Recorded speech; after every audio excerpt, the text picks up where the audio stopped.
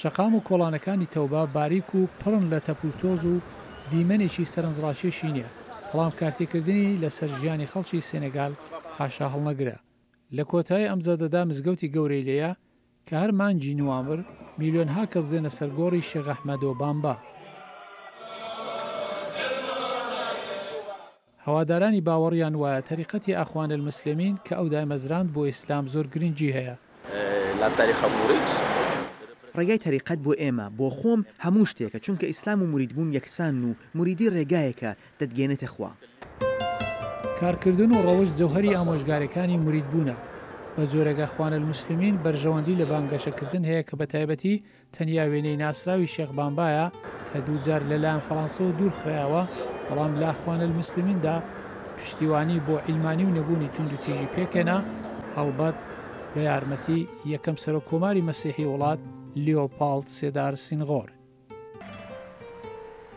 سێنەگال وەک دموکراسیی سەقامگیر و شێوازێک لە موداراکردنی ئاینی لە ڕۆژەوای ئەفریقادا چاو لێ دەکرێت.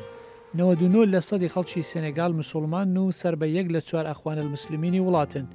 لە داڕشتنی پێکاتی سیاسی ئابووری و کولتوریدا ئەوانە هەمیشە زۆر بەرچاو بوونە، بەڵام لە ماوەی چەند ساڵی ڕابردوودا کارتێکردنی سیاسی ئەخوان المسلمین گەلێک بەهێز بووە. عەبدوڵای وادە وەک سەرۆک لە تۆڕی موریدی کەڵک وەرگرت بۆ ئەوە یارمەتی بە ڕێخستنی هەڵبژارنەکان لە ساڵی 2000دا بکات. کارتێکردنی ئەخوانی وەک سیاسەتوانانی دیکەی سێنێگاڵی بەرجەستە کردەوە کە ئەخوانەکانی دیکەی وەک تێدژانە و لەینا پشتیوانیان کرد. سەرۆکمەکی بە پشتیوانی ئەخوانەکانی سونی ئەمساڵ لە هەڵبژاردندا دووبارە سەرکەوت.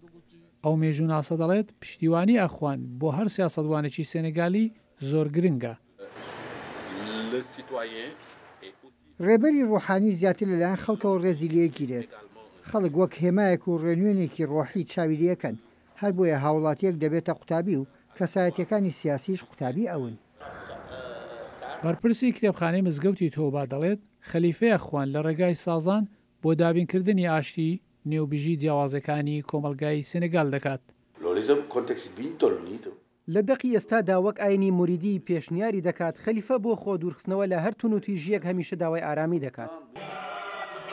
بە پێچەوانەی توندڕەوانی ئیسلامی کە لە ساحیل هەڕەشە لە مەدەنیەکان دەکەن، خەڵکی سێنێگال شانازی دەکەن کە ئەخوان المسلمین کارتێکردنی لە نێوبژیدا هەیە و جەخت ناخاتە سەر شەریعە و وادی تراوە کە یارمەتی بە پارێزگاری لە عیلمانی وڵات و دەسەڵاتی دیموکراتی دەکات.